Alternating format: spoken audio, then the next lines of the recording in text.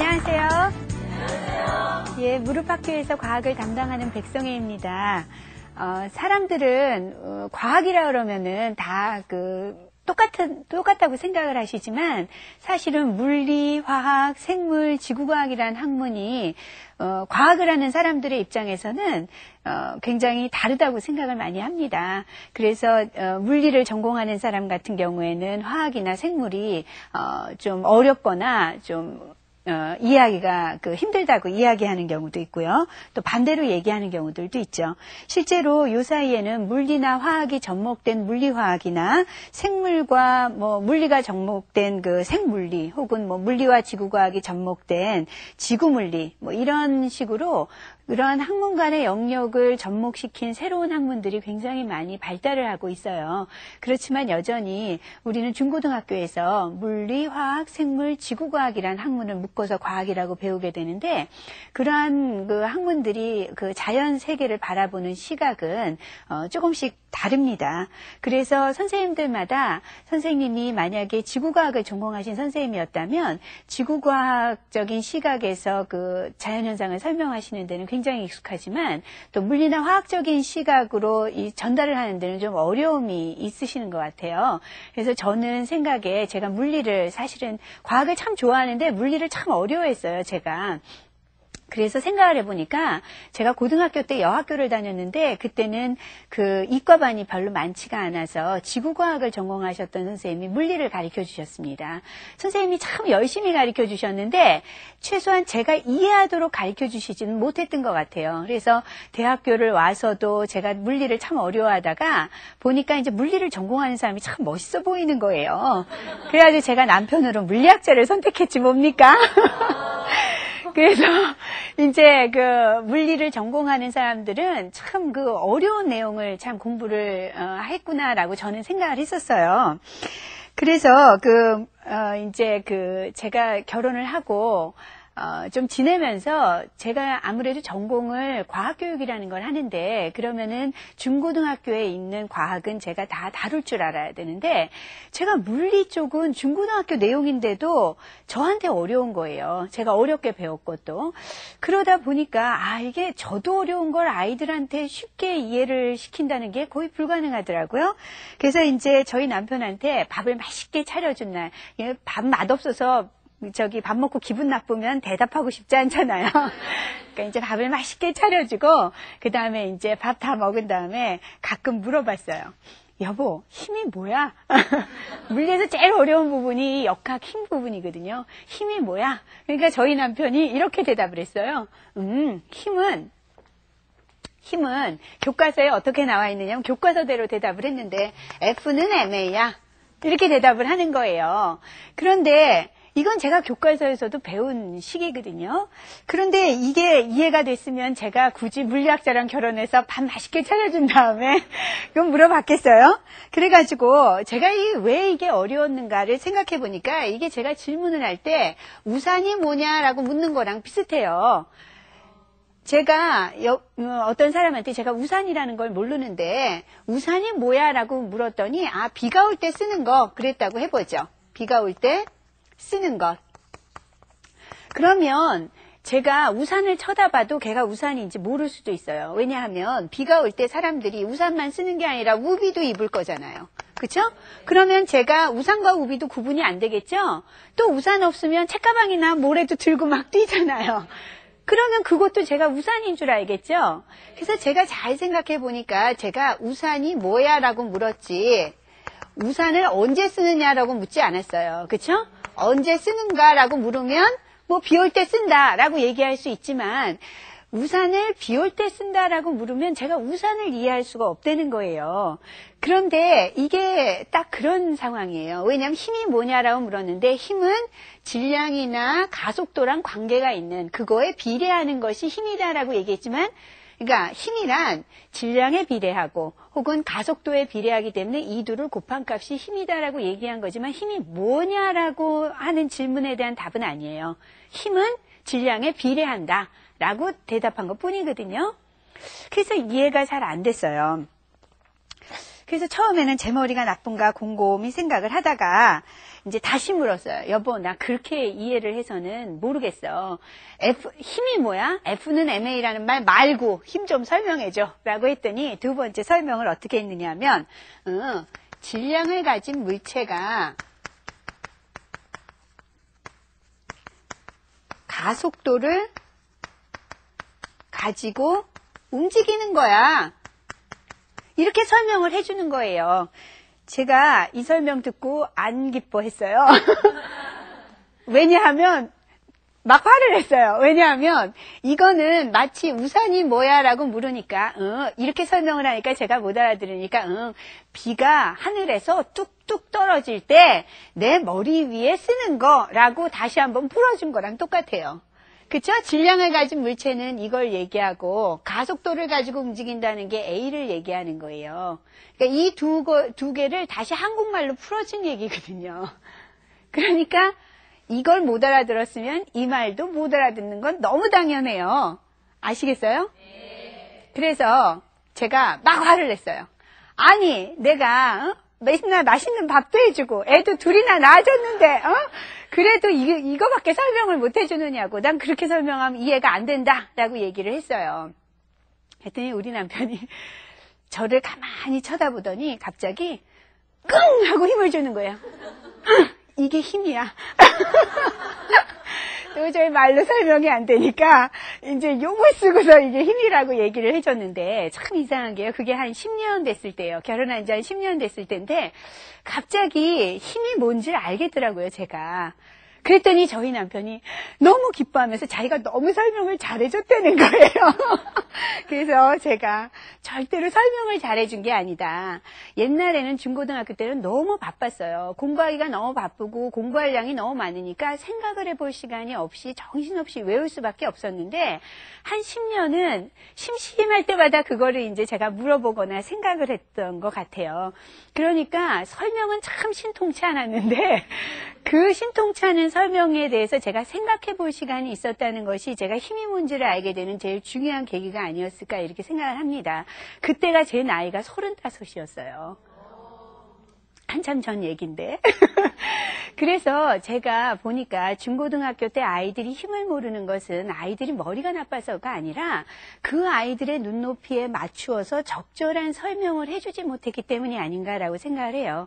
실제로 우리 과학교육을 하는 사람들이 연구를 해보면 역학이라는 물리에서 얘기하는 뉴턴이 얘기한 힘에 대해서 제일 아이들이 어려워하고 오개념도 많고 심지어 중고등학교뿐만 아니라 대학교나 예비교사들 혹은 현장 교사들 중에서도 중학교에서 역학을 가르치시지만 전공이 물리가 아니신 분들은 오개념이 참 많습니다. 그러다 보니까 배워도 이해가 잘 안 되고 또 가르치면서도 명확하지가 않은 부분이 바로 이 부분이 아닌가 싶어요.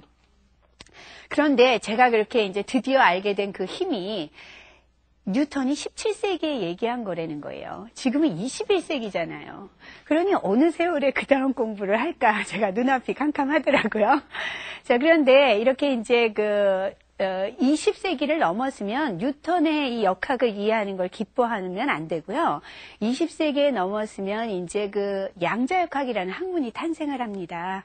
그러면 또 새로운 어떤 시각으로 이 자연현상을 바라볼 수 있어야 돼요.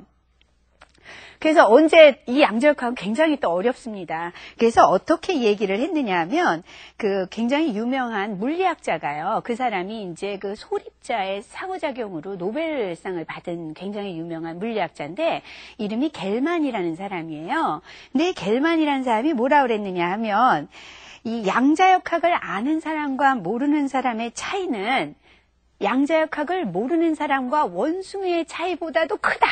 라고 얘기했어요. 그래가지고 이 사람이 양자역학을 모르는 사람은 금붕어와 같다 라고 얘기를 했거든요. 이럴 정도로 양자역학을 아는 것도 굉장히 중요한데요. 이렇게 언제 우리가 뉴턴 이제 알고 양자역학으로 넘어갈까 걱정이 많이 되지만 한번 그렇게 이해하게 되면 그 다음 차근차근 넘어가는 건 그리 어렵지 않은 것 같아요. 그래서 제가 이제 한 오랫동안 과학 교육을 하다 보니까 양자역학도 어느 정도 이제 풍어를 읊을 수 있게 됐는데 서당계 신세죠. 자, 그랬는데 저희 남편이 어느 날 이제 그 글을 쓰는데 거기에서 이런 글을 썼대요. 아내를 금붕어 신세에서 벗어나게 하는데 자기가 한 13년 걸렸다. 그러니까 아내한테 설명을 자기가 잘했다는 식으로 이제 글을 쓴 걸 보고 어떤 사람이 저한테 이제 물어봤어요. 아, 어떻게 해서 그걸 깨달았습니까? 그래서 제가 사실은요, 저 아직 금붕어인데요. 아닌 척 하는 거예요. 그러고 넘어갔는데 제가 양자역학을 안다고 말씀드리기는 어렵지만 제가 드디어 깨달은 힘에 대해서는 여러분한테 저 스스로도 속이지 않고 설명을 오늘 해드릴 수 있지 않을까 이렇게 생각을 합니다.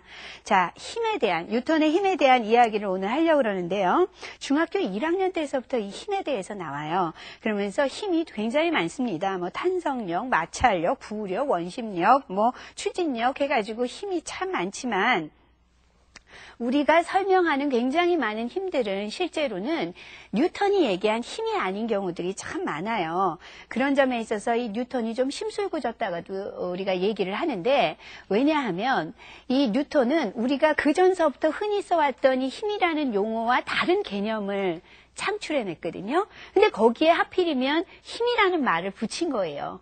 그러다 보니까 우리가 지금까지 썼던 힘이라는 말은 에너지라는 말로 바꿔야 된다라고 어느 과학 교육을 전공하신 분들은 이야기를 하세요. 그러니까 우리가 힘이 다 떨어졌다라고 하면 틀려요. 에너지가 다 떨어졌다 하면 맞습니다. 네? 그러니까 그런 식으로 뭐 힘을 좀 써라 라고 얘기하는 게 아니라 에너지를 좀 소모해라 라고 얘기하는 게 더 맞는 얘기죠. 그래서 뉴턴이 너무 위대해서 뉴턴이 힘이라고 붙인 거 우리가 바꿀 수가 없다면 차라리 우리가 쓰는 힘이라는 용어를 에너지로 바꿔야 된다 라고 얘기하기도 하는데 그만큼 뉴턴이 위대하다면 하는 수가 없죠. 그런데 그러한 혼동은 바로 우리가 힘과 에너지라는 용어를 우리가 일상적으로 쓰는 것과 이 과학적으로 정의한 것 사이에 차이에서 오는 경우가 참 많아요. 그래서 우리가 뉴턴의 힘을 이해 못하는 가장 중요한 이유 중에 하나도 우리가 흔히 쓰는 힘이라는 용어가 뉴턴이 이야기한 힘이 아니기 때문이라고 하는데요. 자, 그러다 보니까 과학 교육을 하면서 이제 시험 문제를 내거나 여러분이 과학 시험 문제를 풀 적에 여러분이 생각하는 힘을 에너지로만 바꾸면 한 10문제 중에 9문제는 풀 수 있을지도 몰라요. 자, 그렇게 우리가 이제 상당히 어려운 개념이라고 생각하는 이유는 용어 때문일 수도 있는데, 우리가 뉴턴의 힘을 이해하려면, 중요하게 알아야 되는 개념 중에 하나가 뭐냐면, 우선 그 힘이라는 것을 우리가 이해하려면, 뉴턴이 얘기한 힘이라는 것을 이해하려면, 질량을 가진 두 물체가 존재해야 됩니다. 질량을 가진 두 물체. 생각을 해보면, 우리가 그 전에 에너지로 무엇을 설명할 적에는 그 물체 하나만을 생각하면 돼요. 이 물체가 만약에 움직이고 있어요. 어떤 질량을 가지고 있는 이 물체가 움직이고 있다면 우리가 이 물체가 힘을 가지고 있다고 얘기할 수 있을까요? 어떻게 생각하세요? 물체가 움직이고 있어요. 힘이 있나요? 없어요? 있어요? 자, 있다고 보통은 우리가 힘이 있다고 얘기하고 싶다는 얘기는 아까도 얘기했죠. 그걸 에너지로 싹 바꿔야 된다고. 물체가 움직이고 있으면 에너지는 있어요. 그런데 이 물체 혼자 있을 때는 우주에 아무것도 없고 이 물체가 혼자 있을 때는 힘이 없습니다. 힘은 반드시 물체 두 개가 가지고 있는 질량을 가진 두 물체가 상호작용을 할 때 우리가 힘이 있다고 이야기를 해요. 그러니까 혼자 있을 때는 힘이라고 얘기를 하면 안 돼요.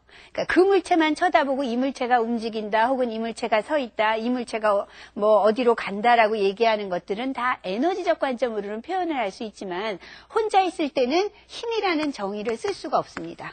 힘은 반드시 질량을 가진 두 물체가 존재해야만 해요. 자, 질량을 가진 두 물체가 존재할 때 끌리는 힘, 서로가 질량을 가지고 있기 때문에 끌리는 것을 뉴턴은 만류인력이라고 불렀어요. 서로가 끌린다 그거예요. 그런데 이 물체가 지구였을 때는 지구가 물체를 잡아당길 때 우리는 이거를 특별히 중력이라고 부르죠. 그러다 보니까 이것이 같은 힘인데 어떤 때는 인력이라고 쓰고 어떤 때는 중력이라고 써요. 끌리는 힘이니까 인력인데 그러다 보니까 이제 용어가 어떤 때 기체라고 썼다가 어떤 때 대기라고 썼다가 어떤 때 공기라고 썼다가 그러면은 똑같은 우리가 이 실체를 얘기하더라도 혼동이 굉장히 많이 되겠죠. 그런 식으로 같은 개념을 다른 이름으로 부르면 아이들이 혼동이 많이 될 수 있습니다. 그래서 이러한 용어들을 좀 통일해서 좀 더 단순화시키자는 이야기들도 많이 하고 있지만 어쨌든 현재까지는 이렇게 섞어서 쓰고 있어요. 자, 근데 이 두 물체가 반드시 존재할 적에 끌리기만 하는 것이 아니라 밀치기도 합니다. 예를 들면 제가 이걸 밀칠 수도 있겠죠. 그렇죠? 자, 이렇게 밀치는 것도 힘이라고 얘기를 하는데 왜냐하면 나와 이 칠판이 있기 때문에 그렇죠? 두 물체, 질량을 가진 두 물체가 존재할 적에 이 질량을 가진 두 물체는 결국 이 물체는 원자로 되어 있을 테고 원자 안에는 전자가 있겠죠? 전자들끼리 만나면 제 손에 있는 전자와 이 칠판에 있는 전자가 만나면 밀칩니다.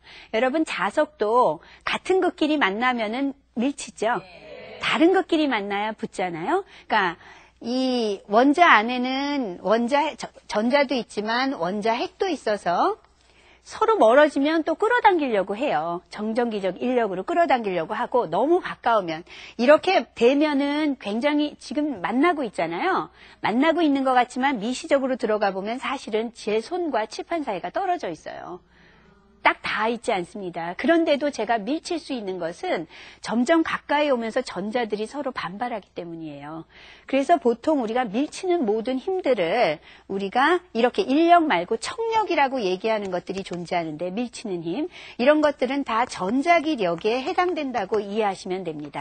전자와 전자 사이가 반발을 하기 때문에 사실 닿고 있지 않아요. 미시적으로 봤을 때. 그렇지만 서로 밀치는 힘이 작용하죠. 대부분 우리가 이렇게 해서 이러한 청력이나 혹은 인력들이 존재할 때 우리가 이제 두 질량을 가진 물체 사이에 그러한 힘이 작용한다고 우리가 이야기를 하는 거예요. 이 물체 하나가 움직일 적에는 그 물체가 에너지를 가지고 있다. 즉 정지해 있으면 에너지가 없다라고 얘기할 수는 있겠죠. 아시겠어요? 자, 그런데 보시면 이렇게 이제 그 힘에 대해서 우선 질량을 가진 두 물체가 존재해야 된다라는 걸 이해하시고 나면 뉴턴이 이야기한 힘을 보기 위해서 다음과 같은 그림을 한번 같이 보시죠. 자, 여기에 이 사람이 수영을 하고 있어요, 지금. 두 물체가 존재해야 힘이 작용하겠죠? 자, 그럴 때 내가 이 사람이 벽을 밀치는 힘이 있으면 반드시 벽은 이 사람을 같이 미칩니다. 힘이라는 게 상호작용이기 때문에 이 한쪽이 힘이 크고 한쪽인 힘이 없고 이럴 수가 없어요. 그러니까 양 두 물체 사이에 작용하는 힘의 크기는 같아요. 아시겠어요? 그것을 우리가 힘의 크기는 같고 작용하는 경향이 반대죠. 이것을 우리가 작용과 반작용이라고 이야기를 하는데 뉴턴의 얘기한 힘에서 제3법칙에 해당이 되는 것입니다. 작용과 반작용. 뉴턴이 이야기한 힘은 반드시 상호작용을 고려해야 되기 때문에 뉴턴의 힘은 반드시 작용과 반작용이 있는데 이렇게 작용과 반작용의 힘의 크기는 같고 방향은 반대다. 라는 걸 이해하시는 것이 굉장히 중요하죠. 또 하나는 육상선수가 달리기를 하는 거예요. 스타트를 잘하려면 이 총소리가 딱 났을 때 순간적으로 이 발이 이 땅을 힘차게 밀쳐야 되겠죠. 그것만큼 반작용으로 튀어나갈 수 있죠. 빠르게. 그래서 속력을 내기 위해서, 속도를 내기 위해서 이 작용과 반작용을 잘 이용해야 되는데 이 사람이 땅을 밀치는 만큼 땅이 이 사람을 밀쳐주기 때문에 작용 반작용에 의해서 이 힘의 크기는 같이 이쪽 방향만 다르고 작용을 하니까 이 사람이 이제 움직일 수 있는 거예요. 만약에 여기가 얼음판이었어요. 얼음판이어서 이 사람이 땅을 밀칠 수가 없어요. 그렇게 되면 어떻게 될까요? 미끄러지겠죠. 미끄러져 버려서 달릴 수가 없습니다. 자, 그런데 뉴턴이 사활을 가지고 이제 이 힘에 대한 개념을 생각해낸 걸로 굉장히 유명하죠. 사과가 떨어지는 걸 사람들이 많이 봤어요. 그 당시에 뉴턴 말고도 뭐 시인도 봤을 테고 가수도 봤을 테고 뭐 가정부도 봤을 테고 여러분이 그 시대에 살았으면 여러분도 사과가 떨어지는 걸 봤을 겁니다. 그렇지만 많은 사람들은 사과가 떨어질 때 사과만 쳐다봤어요. 그래서 얘가 왜 떨어질까를 사과를 가지고 설명을 하려고 그랬던 거예요. 사과가 갖고 있는 에너지가 지금은 그것이 에너지지만 옛날에는 그거를 힘이라고 표현했을 거예요. 어떤 힘이 뭐 이렇게 소모되면서 뭐 떨어진다든지 이렇게 얘기를 많이 했겠죠. 그래서 이 사과가 떨어지는 것을 봤는데 뉴턴은 그때 지구도 같이 생각했던 거예요. 그래서 사과와 지구 사이의 상호작용으로 힘을 생각한 거죠. 굉장히 그래서 유명한 것인데 중요한 것은 사과와 지구 사이에 작용하는 힘이 같다는 거예요. 자, 힘이 같으면 자, 그러니까 지구가 사과를 잡아당기는 힘만큼 반작용으로 사과도 지구를 잡아당기겠죠. 아까 배웠죠. 작용과 반작용. 그렇기 때문에 지구도 사과에 끌려가겠죠. 그렇게 생각한다는 건 너무 이상하죠. 대답하고 싶지 않으셨어요? 대답이 신통치 않은데 그것을 뉴턴이 생각했어요. 근데 참 이상하잖아요. 지구는 꿈쩍도 안 하죠. 떨어지면 사과만 떨어지지 않겠어요? 그렇게 생각해야 되지만 실제로 그런 것을 왜 그렇게 되는지 뉴턴이 바로 제2법칙으로 설명을 했습니다. 그 제2법칙이 뉴턴의 제2법칙. 아까 제가 뉴턴의 제3법칙이 작용과 반작용이라고 얘기했죠? 네. 자, 작용이 있으면 반작용이 있다 그거예요. 그러면 뉴턴의 이 법칙이 뭐냐 하면 저희 남편이 처음에 저한테 얘기해줬던 그 F는 MA입니다. 자, 이것이 제2법칙인데 잘 보시면 제가 사과와 지구 사이에 상호작용이 존재한다고 그랬죠? 네. 자, 그런데 그때 이 힘은 똑같은 힘이 작용한다고 그랬어요. 그쵸? 사과와 지구 사이에 혹은 달리기 하는 사람과 지구인 땅 사이에 혹은 수영하는 사람의 밀치는 벽과 그 수영하는 사람 사이엔 반드시 똑같은 힘이 작용하는데 그런데 문제는 그 둘 사이의 질량의 차이가 굉장히 큽니다. 예를 들면 사과와 지구 사이의 질량 차이가 너무너무 커서 우리가 질량이 작으면 똑같은 힘이 작용했을 때 가속도가 크겠죠. 곱해야 되니까. 그쵸? 만약에 똑같은 힘이 작용하는데 질량이 무지무지 크면 가속도는 굉장히 작겠죠? 그걸 이해하시겠어요? 곱한 값이 힘으로 같아야 되니까. 그러니까 사과가 떨어질 적에는 사과는 워낙 질량이 작으니까 가속도 휙 떨어지는 게 저한테 보이는 거예요. 근데 지구는 너무너무 크니까 지구가 사과 쪽으로 끌리는 힘은 보이지 않습니다. 그러니까 지구는 꿈쩍도 안 하는 것처럼 보이는 거예요. 아시겠어요? 제가 달리기를 하면서 밀칠 때도 혹은 사과가 떨어질 때도 혹은 자동차가 갈 적에도 우리가 그렇게 움직이는 만큼 지구는 계속 같은 힘을 받습니다. 굉장히 큰 힘일 것 같지만 지구의 질량에 비하면 거의 움직이지 않는 거랑 똑같아서 우리가 이동하면서도 작용 반작용의 힘을 우리가 느끼지만 지구가 움직이지는 않는 것처럼 보이는 거죠. 자, 그 다음에 제1법칙이 하나 더 남았어요. 그 제1법칙이 바로 관성에 대한 것인데 물체가 자기 혼자 있을 적에는 힘을 받지 않을 때는 가만히 있을 땐 가만히 있고 걔가 가고 있었으면 계속 가고 있지만 걔는 힘을 받고 있는 게 아니다 라는 게 제1법칙이에요. 그래서 이게 관성의 법칙인데 제1법칙은 힘을 설명한 게 아니라 힘이 없는 경우를 설명한 거죠. 아시겠어요? 그렇게 해서 이제 뉴턴이 힘이 뭔지를 설명했는데요. 이걸 잘 듣고 흔히 나오는 재미있는 질문 중에 하나가 말이 수레를 끄는 이야기입니다. 말이 수레를 끄는데 이 말이 뉴턴의 그 힘을 잘못 배웠어요. 그래가지고 자기가 생각해 보니까 작용 반작용 때문에 이 수레가 안 움직일 것 같다고 설명하는 예화가 있는데 한번 화면을 같이 보시죠. 뉴턴의 힘의 법칙들을 알게 된 수레 끄는 말은 어느 날 주인에게 이렇게 말했습니다. 주인님, 제가 뉴턴의 운동 법칙을 알고 나니까 도저히 수레를 끌 수가 없어요. 왜냐하면 제가 수레를 끌면 수레도 같은 힘으로 나를 당기기 때문이에요. 그러면 제 힘과 수레의 힘이 같으니 제가 아무리 힘을 주어도 수레가 움직일 리가 없잖아요. 잘 보셨나요? 예, 말이 그 주인보다 똑똑했다면 주인이 그 말에 속아 넘어가가지고 그 말한테 수레를 끌지 말라고 아마 이 얘기를 했을 겁니다. 그렇지만 우리가 뉴턴의 힘을 잘 이해한다면 말보다는 똑똑해서 말이 거짓말을 하고 있다는 걸 우리가 알아야 되는데요. 한번 화면을 보시면은요. 지금 그 말은 자기가 수레를 끌 수 없는 이유를 이 힘이 말이 이 차를 끄는 힘이 이쪽이고요. 그쵸? 이 마차를 끄는 힘이 이쪽이라 말이 차를 끄는 힘이에요. 자, 그리고 그러면 그 힘의 반대 방향으로 작용반작용에 의해서 이번엔 차가 말을 끄는 힘이 그것만큼 생기겠죠? 그것이 차가 말을 끄는 힘이라고 지금 표현을 했는데 그 두 힘은 같고 방향이 다릅니다. 뉴턴이 얘기했던 작용반작용 얘기죠. 이렇게 되니까 말이 자기는 수레를 끌 수 없다 그랬어요. 근데 말이 수레를 끄느냐 안 끄느냐는 수레하고 말 사이의 관계가 아니라 이 말과 땅 사이의 관계입니다. 그러니까 이쪽을 보셔야 돼요. 자, 말이 땅을 밀치고 이쪽으로 오른쪽으로 힘을 줘서 말이 땅을 밀치는 걸 F 말 땅이라고 이제 표현을 했고요. 이 힘만큼 밀치면 반작용으로 땅이 말을 같은 힘으로 반대 방향으로 밀치겠죠. 그러니까 말이 앞으로 갈 수 있는 거예요. 이해되세요? 자, 그런데 그럴 때 이 말은 이 전체 덩어리가 말입니다. 땅 입장에서 보면. 그러니까 이 수레에 얘가 붙어 있느냐, 붙어 있지 않느냐가 중요한 게 아니라 이 말이 땅을 밀치는 힘만큼 밀쳐줘서 얘가 앞으로 가는 거죠.